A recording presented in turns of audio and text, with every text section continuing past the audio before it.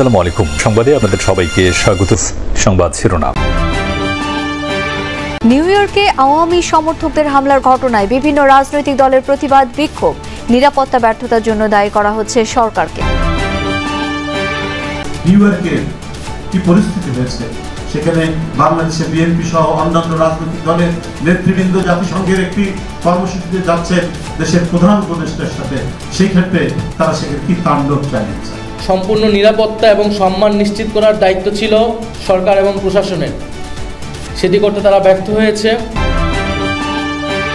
শাপলার বদলে এনসিপিকে অন্য প্রতীক প্রস্তাবের আহ্বান ইসির। সংসদ নির্বাচনে পুলিশের ব্যবহারের জন্য কেনা হচ্ছে 40,000 বডি ক্যামেরা। নিউ ইয়র্কের জেএফকে বিমানবন্দরে প্রধান উপদেষ্টার সফর সঙ্গীদের হেনস্থার ঘটনায় তীব্র নিন্দা জানিয়েছেন বিভিন্ন রাজনৈতিক দলের নেতারা। বিকালে এই ঘটনার প্রতিবাদ জানিয়ে বিএনপির সিনিয়র যুগ্ম মহাসচিব রুহুল কবির রিজভী বলেন, পতিত স্বৈরাচারের দোসররা এখনো নানাভাবে বিশৃঙ্খলা করছে। এদিকে বিকেলে একই ঘটনার প্রতিবাদে শাহবাগে বিক্ষোভ মিছিল করেছে জাতীয় নাগরিক পার্টি। জাতিসংঘের সাধারণ পরিষদের অধিবেশনে যোগ দিতে যুক্তরাষ্ট্রের নিউ ইয়র্কে পৌঁছালে আওয়ামী লীগের নেতাকর্মীরা চড়াও হয় বিএনপি ও এনসিপি নেতাদের ওপর। নেতাদের লাঞ্ছিত করার ঘটনায় দেশ জুড়ে বইছে নিন্দার ঝড়। ঘটনার পরপরই ফেসবুকে স্ট্যাটাস দিয়ে ডিম ছোড়ার ঘটনায় তীব্র নিন্দা জানান বিএনপি মহাসচিব মির্জা ফখরুল ইসলাম আলমগীর। দল ও দেশের স্বার্থে সবাইকে ধৈর্য ধরার আহ্বান জানান তিনি। বিকালে আমরা বিএনপি পরিবারের এক অনুষ্ঠানে যোগ দিয়ে তীব্র ক্ষোভ প্রকাশ করেন বিএনপির সিনিয়র যুগ্ম মহাসচিব রুহুল কবির রিজভী। আজকে যারা মনে করছেন গোপনে গোপনে তাদের সাথে আঘাত করে নির্বাচনী বৈতরণী পার হবেন, তারা কেউ রেহাই পাবেন না। তার পরিণাম আপনারা দেখেছেন নিউ ইয়র্কে। আপনার জন এফ কেনেডি এয়ারপোর্টের থেকে বেরিয়ে আসার সময় সব নেতৃবৃন্দের সাথে তারা কি আচরণ করেছে। একই ঘটনার প্রতিবাদ জানিয়েছেন ডাকসু ভিপি সাদিক কায়েম। আওয়ামী লীগের প্রশ্নে জুলাইয়ের সব শক্তিকে ঐক্যবদ্ধ হওয়ার আহ্বান জানান। নিষিদ্ধ ছাত্রলীগ প্রশ্নে আমাদেরকে এক হইতে হবে। তাদেরকে যেখানে পাওয়া যাবে সেখানে সামাজিকভাবে প্রতিরোধ করতে হবে। তাদেরকে থানায় দিতে হবে। এরা হচ্ছে গণহত্যাকারী, তারা হচ্ছে শিশু হত্যাকারী। শাহবাগে বিক্ষোভ মিছিল করেছে এনসিপি। এ সময় দোষীদের বিরুদ্ধে ব্যবস্থা নেওয়ার আহ্বান জানান নেতারা। অন্তর্বর্তী সরকারকে তারা যেভাবে ফ্যাসিবাদের দোসরদের যেভাবে তারা দুধ কলা দিয়ে তারা পুষছেন, আপনারা মনে রাখবেন এই আঘাত কিন্তু আপনাদের উপরেও আসবে। একটা রাষ্ট্রযন্ত্র কতটা নিষ্ক্রিয় হলে, আপনাদের লোকরা কতটা নিষ্ক্রিয় হলে এরকম ম্যাসাকার লেভেলের জিনিসগুলো বাইরের দেশে হচ্ছে, বাইরের দেশে আমাদের ভাবমূর্তি নষ্ট হচ্ছে। যে কোনো ফর্মে রিফাইন্ড আওয়ামী লীগ এই বাংলাদেশে আমরা আশ্রয় পেতে দিব না। আমরা আগামীর বাংলাদেশকে রিফাইন বাংলাদেশের দিকে নিয়ে যাব, যেই বাংলাদেশে কোন ফ্যাসিস্ট কিংবা ফ্যাসিস্টের দোসরের জায়গা হবে না। নিউ ইয়র্কে জাতীয় নেতাদের ডিম মেরে অপদস্থ করার প্রতিবাদে ঢাকা বিশ্ববিদ্যালয়ের টিএসসিতে সাবেক প্রধানমন্ত্রী শেখ হাসিনার ছবিতে ডিম নিক্ষেপ কর্মসূচি পালন করে রেড জুলাই।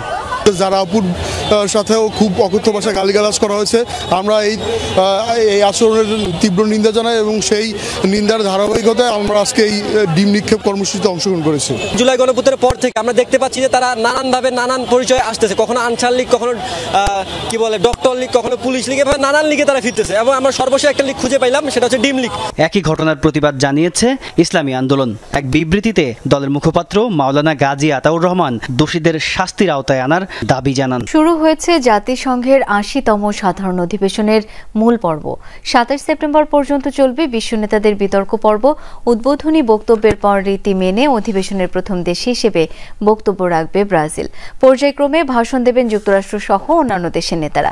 এবারের অধিবেশনের সভাপতিত্ব করছেন জার্মানির সাবেক পররাষ্ট্রমন্ত্রী অ্যানালিনা বেয়ারবক। অংশ নিচ্ছেন বিশ্বের ১৪০টি দেশের রাষ্ট্র সরকার প্রধান সহ প্রতিনিধিরা। ফিলিস্তিনকে রাষ্ট্র হিসেবে স্বীকৃতি দেয় এবারের অধিবেশনের সবচেয়ে আলোচিত বিষয়। এছাড়া গুরুত্বপূর্ণ এজেন্ডা রাশিয়া ইউক্রেন যুদ্ধ, মূল পর্বে প্রাধান্য পাবে টেকসই উন্নয়ন, জ্বালানি সংকট, জলবায়ু পরিবর্তনের মতো বিষয়গুলো। আগামী ৩০ সেপ্টেম্বর অধিবেশনের পর্দা নামবে।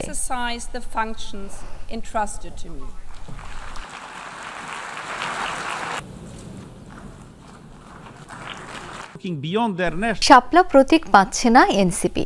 নির্বাচন কমিশনের ১১৫টি প্রতীকের তালিকায় শাপলা নেই, জানিয়েছেন ইসি সচিব আক্তার আহমেদ। তালিকার মধ্য থেকে এনসিপিকে বিকল্প প্রস্তাব পাঠানোর আহ্বান জানান তিনি।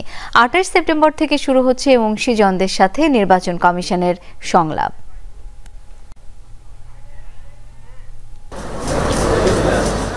নির্বাচনী প্রতীক হিসেবে শাপলা পেতে অনড় জাতীয় নাগরিক পার্টি এনসিপি। দল নিবন্ধনের আবেদনের দুবারই শাপলা প্রতীক বরাদ্দ চেয়েছে দলটি। সোমবার সিইসির সাথে বৈঠকের পর আবারও প্রতীকের ব্যাপারে এনসিপি জানায় সুদৃঢ় অবস্থান। শাপলা, সাদা শাপলা অথবা লাল শাপলা, এই তিনটির মাধ্যমে হতে হবে। ভেটিংয়ের জন্য পাঠানো আচরণবিধি এবং প্রতীক তালিকা অনুমোদন দিয়েছে আইন মন্ত্রণালয়। তালিকার ১১৫টি প্রতীকের মধ্যে নেই শাপলা, বাদ যায়নি নৌকা প্রতীক। এনসিপি শাপলা প্রতীক পাচ্ছে না, কারণ হচ্ছে যে আমাদের ১১৫টার যে শিডিউলটা করা হয়েছে সেখানে শাপলা প্রতীক নেই। নিয়মটা হচ্ছে যে সংরক্ষিত প্রতীক যেটা আছে সে প্রতীকের ভিতর থেকে একটা নিতে হবে। সে প্রতীকে যদি শাপলা প্রতীক না থাকে তাহলে দেওয়ার সুযোগটা কোথায়? বিকল্প একটা প্রস্তাব আমাদের কাছে পাঠাতে হবে এবং ওরা এটাকে জানেন যে এটা নাই। তো এখন নিষ্পত্তিতে হবে দুজনের সম্মতিতে। তো আমরা আশা করছি যে একটা সম্মতিতে ওনাদেরই বলতে হবে। ত্রয়োদশ নির্বাচনকে সামনে রেখে নির্বাচন কমিশনের কাজের অগ্রগতি তুলে ধরেন তিনি। জানান ২৮ সেপ্টেম্বর থেকে শুরু হবে অংশীজনদের সাথে ইসির সংলাপ। সিভিল সোসাইটি, শিক্ষাবিদ, নারী নেতৃবৃন্দ, প্রিন্ট অ্যান্ড ইলেকট্রনিক মিডিয়ার সাংবাদিক বৃন্দ, রাজনৈতিক দল, নির্বাচন বিশেষজ্ঞ, জুলাই যোদ্ধা, এনাদের সাথে আমরা পর্যায়ক্রমিকভাবে আমাদের আলোচনাগুলো শুরু করব। প্রবাসী ভোটার এবং তাদের ভোটাধিকারের বিষয়ে প্রতিনিয়ত জানানো হবে, এমনটাও জানান সিনিয়র সচিব। বলেন, সুষ্ঠু ও অংশগ্রহণমূলক নির্বাচন আয়োজনে বদ্ধপরিকর ইসি। ইনশাআল্লাহ আমরা একটা ভালো নির্বাচনে পৌঁছানো পর্যন্ত আপনাদের সাথে আমাদের নিয়মিত যোগাযোগ থাকবে। নির্বাচনের দায়িত্ব পালনে প্রথমবার পুলিশের জন্য প্রায় ৪০০ কোটি টাকায় কেনা হচ্ছে ৪০,০০০ বডি ক্যামেরা। অর্থ উপদেষ্টা জানিয়েছেন, ক্রয় সংক্রান্ত উপদেষ্টা কমিটির বৈঠকে এই সংক্রান্ত প্রস্তাব অনুমোদন হয়েছে। ডক্টর সালেউদ্দিন আহমেদ বলেন, এর মাধ্যমে সুষ্ঠু ও শান্তিপূর্ণ হবে নির্বাচন। এছাড়া চট্টগ্রাম বিমানবন্দরকে এ গ্রেডে উন্নীত করতে অর্থ অনুমোদন দেওয়া হয় ক্রয় কমিটিতে। ফেব্রুয়ারিতে জাতীয় নির্বাচন সামনে রেখে চলছে প্রস্তুতি। এর অংশ হিসেবে নির্বাচনকে সুষ্ঠু ও গ্রহণযোগ্য করতে প্রথমবারের মতো পুলিশের জন্য বডি ক্যামেরা কেনা হচ্ছে। এ সংক্রান্ত প্রস্তাব অনুমোদন করেছে ক্রয় সংক্রান্ত উপদেষ্টা কমিটি। নির্বাচনী দায়িত্ব পালনে পুলিশের জন্য ৪০,০০০ বডি ক্যামেরা কেনা হবে। খরচ হবে প্রায় ৪০০ কোটি টাকা। স্বচ্ছতা নিশ্চিতের জন্য সরকারি অর্থায়নে ইউএনডিপির মাধ্যমে কেনা হবে বিশেষ এই বডি ক্যামেরা। অর্থ উপদেষ্টা মনে করেন, এতে নিশ্চিত হবে ক্যামেরার মান। বডি ক্যামেরা দেওয়া হবে, এটা পুলিশদের জন্য লাগবে ৪০,০০০-এর অধিক, যা করে এস্টিমেট করছে ওটা আমরা অ্যাপ্রুভ করেছি এবং ওইটা ইমিডিয়েটলি আনতে হবে। এটা আমরা প্রকিউর করব ইউএনডিপির মাধ্যমে। হয় কি টেন্ডার করে আনলে কোয়ালিটির ব্যাপার থাকে, তারপর আবার প্রাইসের ইস্যু আছে।